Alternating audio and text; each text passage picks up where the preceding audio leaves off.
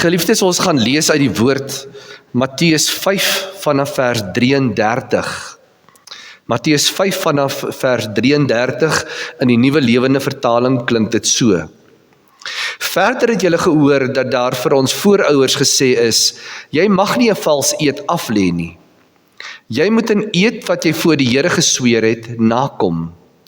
Maar ek sê vir julle, julle moet glad nie sweer nie. As jy sê ek sweer by die hemel, dan is dit nog steeds 'n heilige eed, omdat die hemel God se troon is. As jy sê by die aarde, is dit heilig, omdat die aarde 'n rusplek vir God se voet is.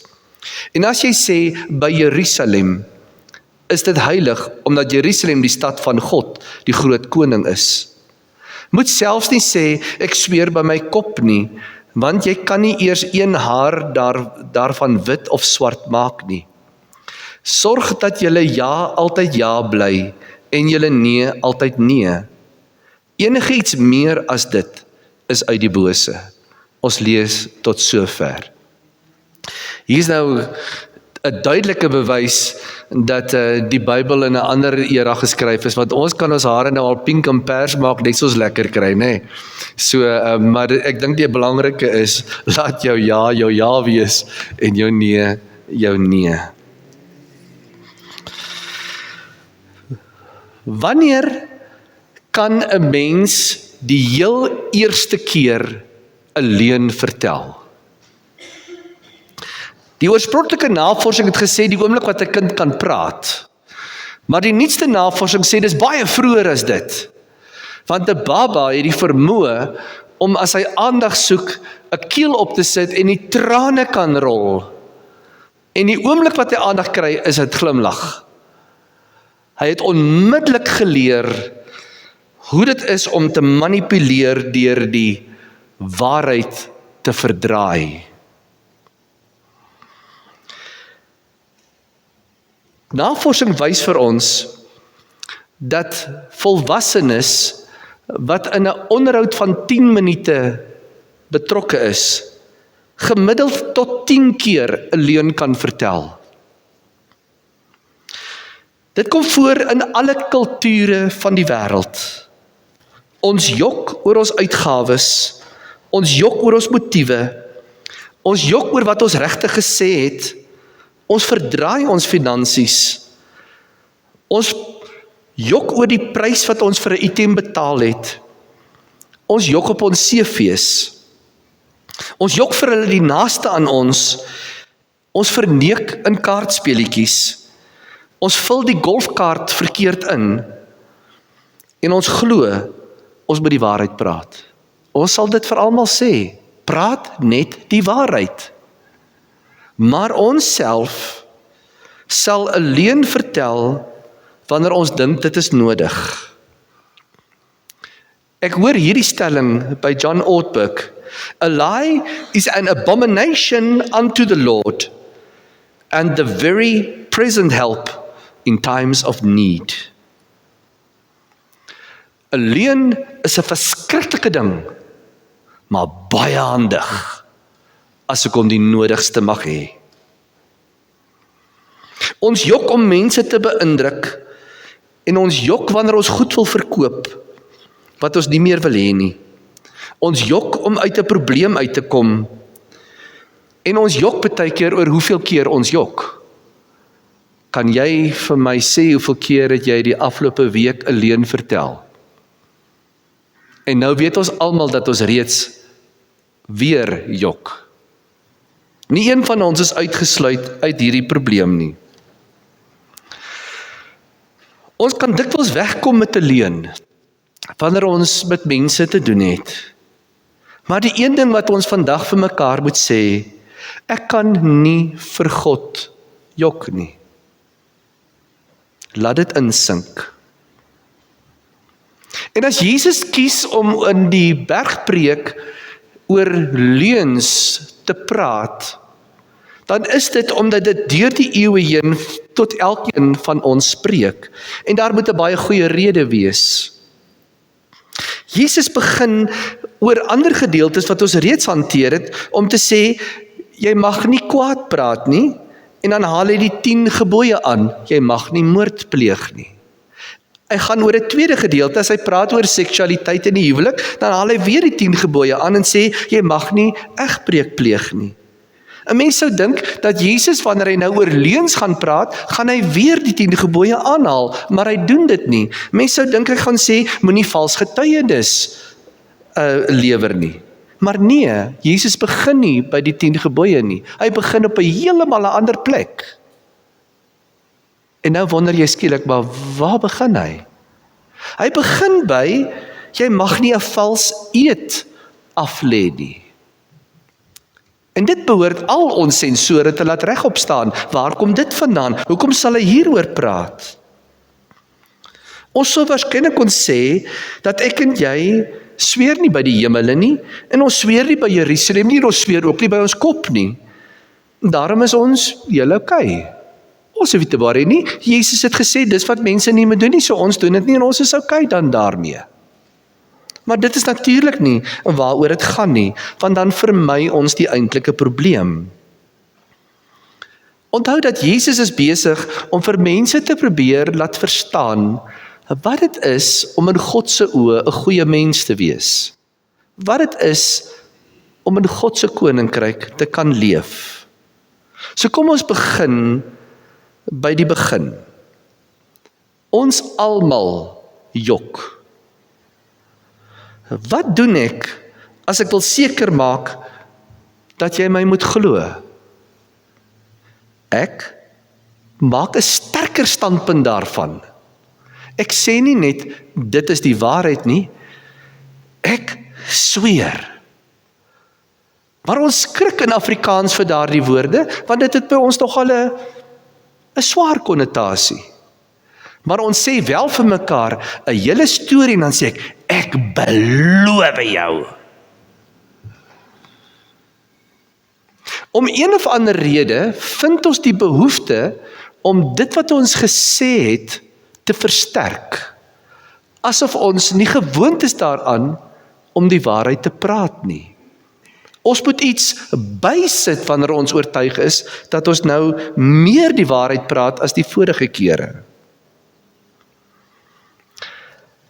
Dit is 'n manier waarop ons eenvoudig ons punt probeer oordra.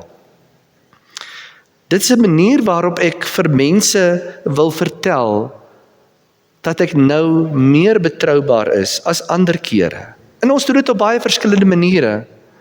Cross my heart and hope to die, het ons al vir mekaar gesê. Jy moet my nou glo. Want wat sal gebeur as jy my nie glo nie?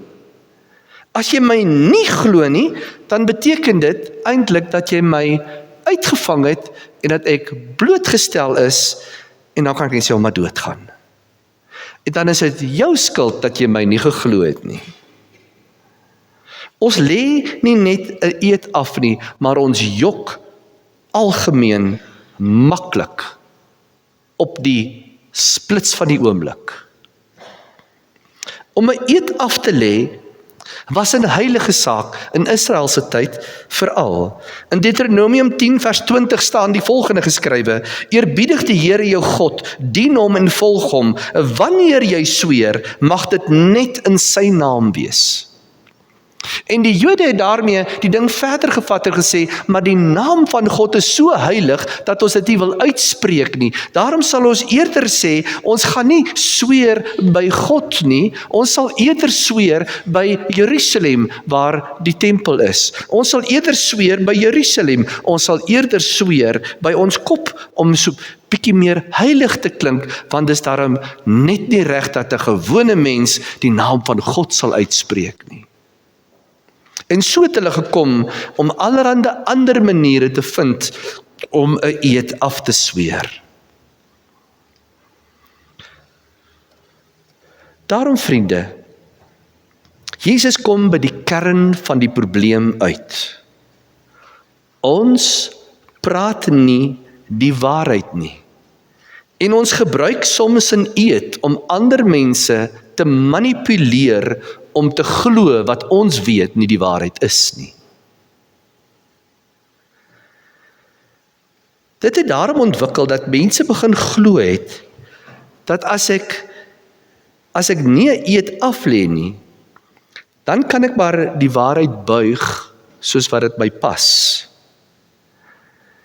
'n Rabbi het daarom besluit, dat die aflê van 'n eed gebruik word, om mense te forceer om die waarheid te praat, en dan het hulle daarmee saam een ding bygesit, hulle het die hand opgesteek, om daarmee te sê, God is my getuie, hy is hier by my.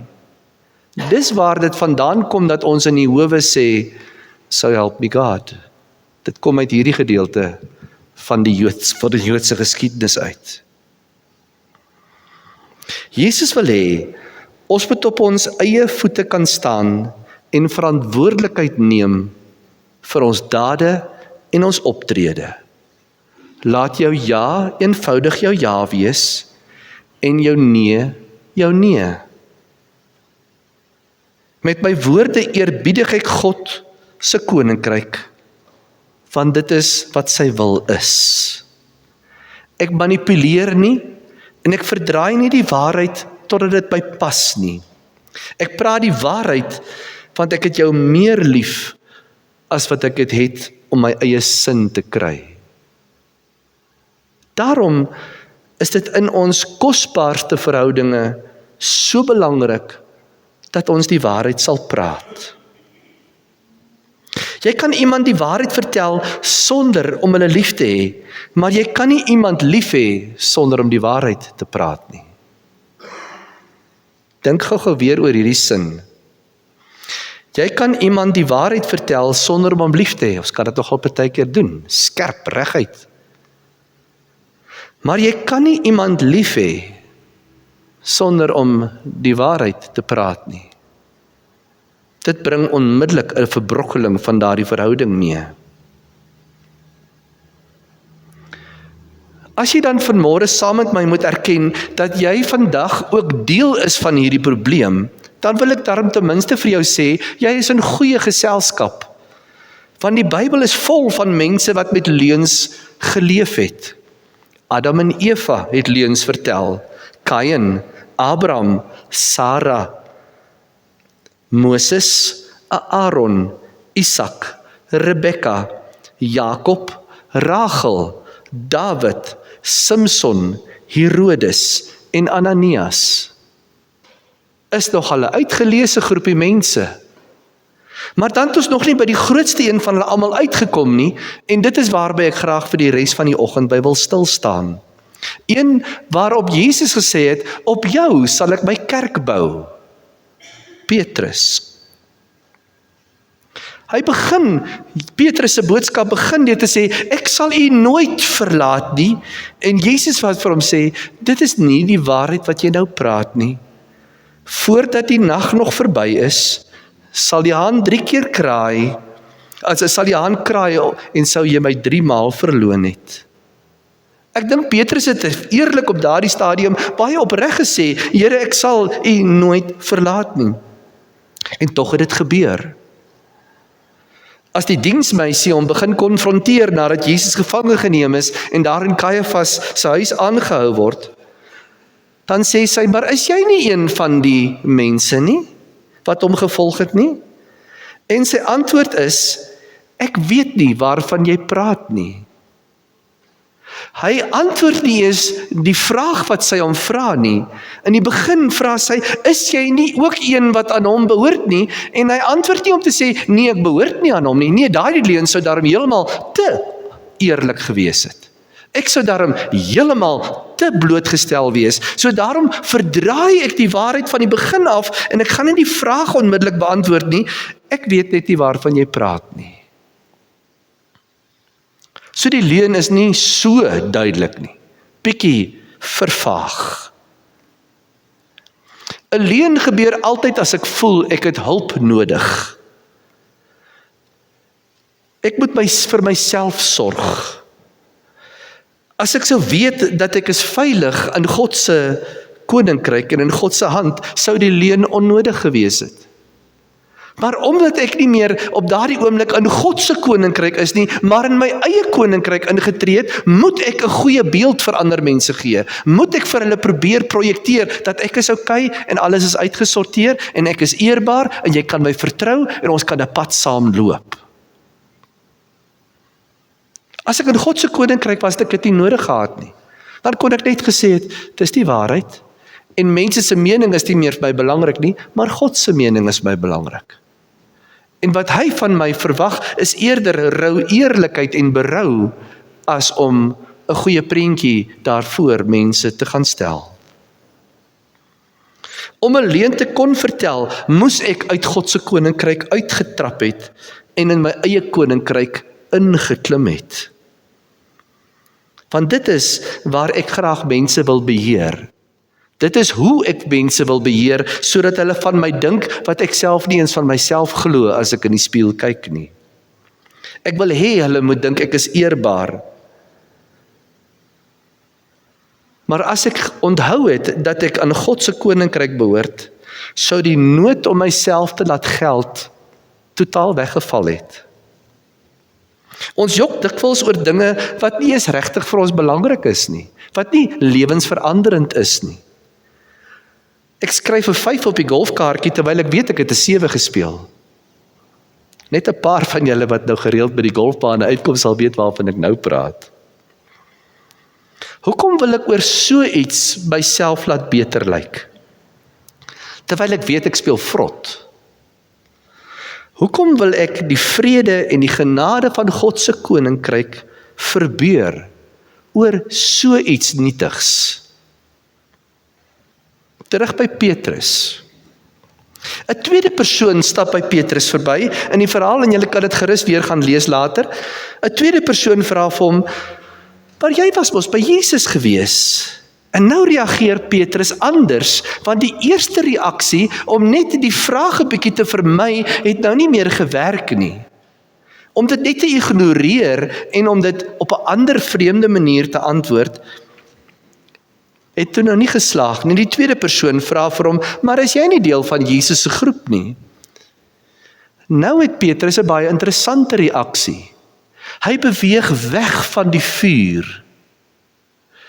Terwyl hy wegbeweeg van die vuur, doen hy wat ek en jy ook doen. Ons liggame probeer die waarheid vermy.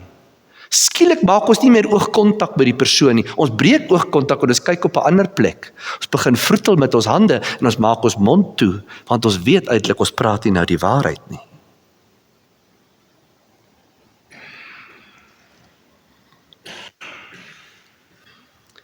Petrus ontken dit nie net met 'n eed hierdie keer nie. Ek kom met 'n eed om te sê, ek ken nie die man nie. Hy kry nog nie dit reg om die naam van Jesus eers te noem nie. Hy sal 'n bietjie verder as wat hy die vorige keer met sy leuen gegaan het. Maar hierdie keer kan hy net nie Jesus op die naam noem nie. Hy moet eenvoudig die mense kry om hom te glo, want as hy hulle nie gaan kry om hom te glo nie, is die potensiaal daar dat hy ook gevange geneem kan word en dieselfde ding met hom kan gebeur. Want dit is wat in Israel gebeur het. As 'n leier of 'n moeilikheidmaker gevang was, het hulle al die ringleiers saam met hom doodgemaak. En daarom vrees Petrus op hierdie stadium vir sy lewe. Die eerste keer sê hy net, ek weet nie waarvan jy praat nie, maar die tweede keer, ek ken nie hierdie man nie. En dit is hoe leuns werk. Dis makliker om groter te gaan, soos wat die tweede keer en die derde en die vierde keer ons oor dieselfde ding gevra word. Selfs hier kan hy dit nie reg kry om te eien dat hy Jesus geken het nie. Ken nie die man nie. En hier is die kenmerk van leuns in ons eie lewe. Ons sukkel om dit op die naam te noem. Ja, ek het die R200 gevat uit jou blikkie uit. Ja, ek het die lekker goed opgeëet sonder om te sê. Ja, ek het die kondensblikkie leeg gedrink en dit nie vir jou gesê nie, mamma. So doen ons dit op verskillende maniere. Ons kan dit net nie op die naam noem nie. Daar is 'n tradisie, ekskuus tog nee, ek is nou by 'n verkeerde punt. Dan vriende, kom daar 'n derde keer. 'n Derde keer wat hulle vir Petrus vra, maar sekerlik is jy die man wat saam met Jesus was. Ek herken jou aksent is Galilees.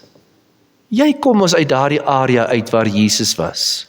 Sekerlik moet jy deel van hulle wees. En nou begin Petrus die derde vlak van 'n leuen ingaan. Hy begin vloek en sweer. Ek ken nie hierdie man nie. Geleerdes het na hierdie teks gaan kyk en dit probeer ontleed. Vir wie vloek Petrus hier? Hoekom vloek hy en vir wie vloek hy? Die manier hoe die teks vir ons opgeskrywe is, maak die suggestie dat Petrus hier besig is om vir Jesus te vloek. Dis nogal sterk.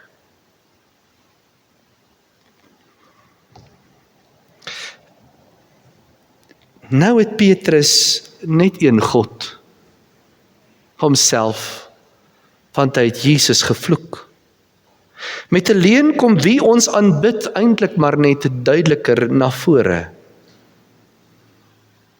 En 'n haan kraai. En dan onthou Petrus. En dan gaan hy na buite en hy huil bitterlik oor wat hier gebeur het.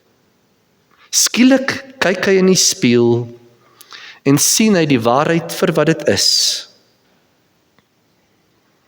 Nou, terwyl hy daar buite is hy so ver van Jesus af as wat 'n mens maar kan kom. En leuns doen dit aan 'n mens. Daar is 'n tradisie wat vertel dat as iemand na die tyd, toe Petrus herstel het van die drama, dat as hy gepraat het en iemand wou hom te nakom, het hulle soos 'n haan gekraai om hom te ontseën nie. Wat op daardie oomblik vir Petrus die grootste vernedering moes wees, word op die ou einde vir hom die grootste genade van alles. Want toe Jesus opstaan uit die dood, is dit hy wat vir die engel vir hulle sê, gaan vertel vir die disippels en vir Petrus. Hoekom? Hoekom word Petrus uitgesonder? Want Jesus wil daarmee seker maak dat Petrus die leuenaar besef dat ek is nie klaar met jou omdat jy 'n leuen vertel het nie. Ek het jou nie afgeskryf nie. Jy is nie uit my koninkryk uitgeskryf nie. Ek het nog 'n groot plan en 'n doel met jou wat 'n leuenaar is. Daar is groter genade in die kruis beskikbaar as wat ons met 'n leuen ooit kan opdis. Daar is genoeg genade by Jesus vir elkeen van ons wat met die etiket rondloop van ek is geneig om leuns te vertel. Ek vertel leuns om myself beter te laat lyk, om uit die moeilikheid uit te kom, om to save face, soos mense sal sê. Dis vir my makliker om in my eie koninkryk so te praat, dat ek myself kan beskerm. Terwyl ek as gelowige in God se koninkryk weet, ek is tot niks in staat nie. Maar wel tot alles deur Christus wat in my woon. Ek het nie nodig om myself te beskerm nie, want ek buig voor 'n almagtige God en sy lig verdof al die donkerte in my. Sy bloed betaal vir al my sondes. Ek het nie nodig om myself op so 'n manier voor mense te beskerm of te regverdig nie. Wat daarvan as ons in ons verhoudinge, in ons gemeente, in ons huwelik, met ons kinders, by die werk, eenvoudig eerlik kan wees en sê, my ja is my ja, my nee is my nee.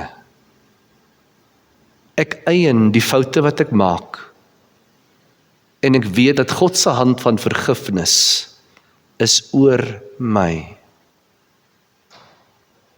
Amen.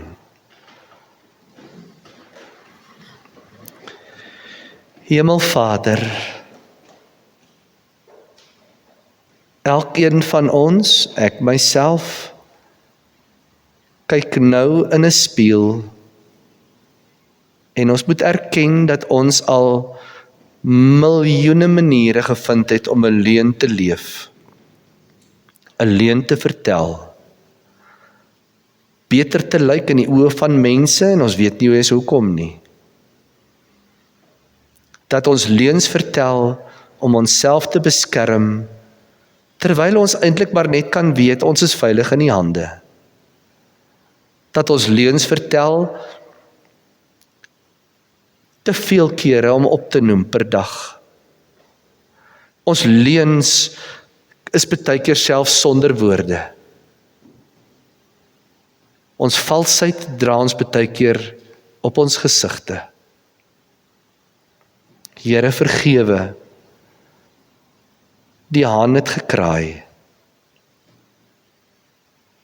En ons kan maar net elkeen van môre uitstap en bitterlik huil. Maar Here wil ons tog ook om vra dat U opstanding ook vir elkeen van ons 'n nuwe hoop sal gee. Gaan vertel vir die disippels en vir Gerard, ek het opgestaan. Daar is nuwe lewe moontlik. Daarom Here wil ons elkeen van môre, en U ken elkeen se hart op hierdie oomblik, U sien dit raak deur die Gees wat in ons woon, en U weet wie van ons nou van môre eerlik hier is en sê, ag Here, vergewe my vir al die leuns wat ek al vertel het, vir die leuen wat ek leef. Ek kan nie verstaan hoekom ek 'n 5 invul as dit 'n 7 is nie. Ek kan nie verstaan hoekom ek daartoe in staat is om mense te probeer beïndruk as ek weet, al wat ek hoef te doen, is om in die koninkryk te kom leef met nederigheid nie. En die implikasies van ons om werklik eerlik te wees, is iets wat vir ons moeilik is om mooi te verstaan. Maar Here, hoe wonderlik bevrydend sal dit kan wees, as ons vandag met U gesindheid sal kan kyk na mekaar, en as ons vandag vir mekaar in ons huwelike, met ons kinders, by die werk, kan ooreenkom om te sê, my ja sal my ja wees, en my nee sal my nee wees. Hoe bevrydend as ons kan eerlik wees, en eerlike vergifnis vir mekaar kan uitdeel. Maak ons vry van onsself en ons eie koninkryk. Maak ons vry van ons eie idees en die nood om onsself te laat beter lyk voor mense. Maak ons vry van sonde. En laat U koninkryk kom, ook in hierdie faset van ons lewe. Amen.